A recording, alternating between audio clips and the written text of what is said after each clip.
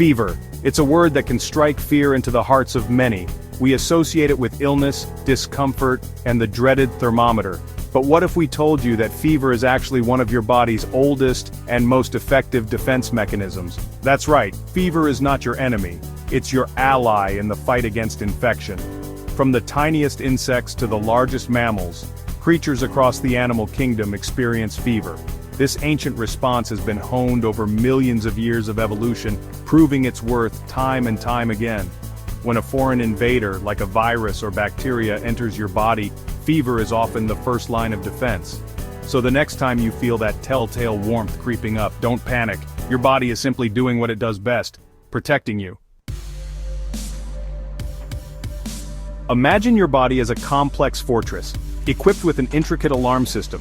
When invaders, like bacteria or viruses, breach the walls, they trigger a chain reaction.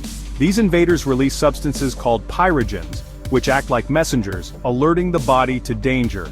These pyrogens travel through the bloodstream to the brain, specifically to a region called the hypothalamus. The hypothalamus acts like the control center for many bodily functions, including temperature regulation. When it receives the signal from the pyrogens, it knows it's time to raise the heat. The hypothalamus then sends out commands to different parts of the body, initiating the fever response.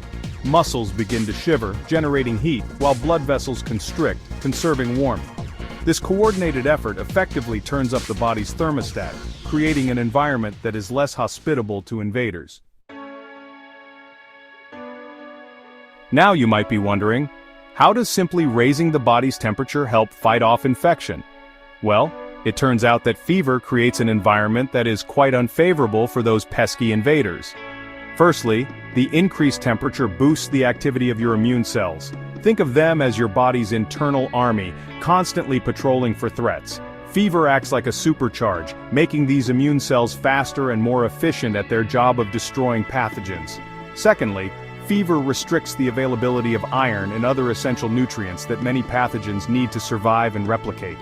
Without these essential building blocks, the invaders struggle to thrive and multiply. In essence, fever creates a hostile environment for the invading pathogens while simultaneously bolstering your body's defenses. It's a brilliant two-pronged attack, honed by evolution to give your immune system the upper hand. Section 4. Heat shock proteins, the body's repair crew. But the benefits of fever don't stop there. This ancient response also triggers the production of special proteins called heat shock proteins, or HSPs for short. These remarkable proteins act like the body's very own repair crew, coming to the rescue when cells are under stress. When the body's temperature rises during a fever, HSPs are produced in greater quantities. They work tirelessly, repairing damaged cells and ensuring their proper function. This is crucial because infections can cause significant damage to your cells, and HSPs help mitigate that damage. However, HSPs have another fascinating role to play. When cells are overwhelmed by infection and beyond repair, they produce an abundance of HSPs. This overproduction acts as a distress signal, alerting the immune system to the dire situation. Think of it like this. The overwhelmed cells are waving a giant flag saying, "Help! I'm overrun, take me out!" The immune system responds swiftly, eliminating these compromised cells and preventing the infection from spreading further. Section 5. To treat or not to treat, the fever dilemma.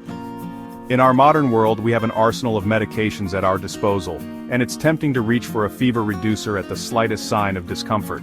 But as we've learned, fever is not inherently bad.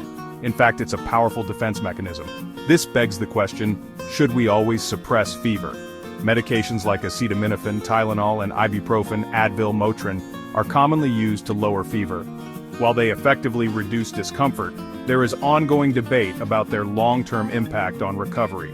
Some studies suggest that fever suppression might interfere with the body's natural defenses, potentially prolonging the duration of illness. The decision to treat fever is not always straightforward. It requires careful consideration of individual factors, such as age, underlying health conditions, and the severity of the fever. Section 6. When to worry, seeking expert help. While fever is generally a beneficial response, there are times when it can signal a more serious situation. High fevers, especially in infants, young children, and the elderly, can be dangerous and require prompt medical attention. As a general rule, a fever exceeding 104 degrees Fahrenheit, 40 degrees Celsius, warrants a call to your healthcare provider. Other warning signs that should prompt a call include a fever that lasts longer than a few days, a stiff neck, confusion, difficulty breathing, severe headache, or any other unusual symptoms. Remember, the information provided here is not a substitute for professional medical advice. When it comes to fever management, it's always best to err on the side of caution and consult your healthcare provider for personalized guidance. They can assess your individual situation, determine the underlying cause of the fever, and recommend the most appropriate course of action. If you found this information helpful, please like and subscribe for more health tips and advice.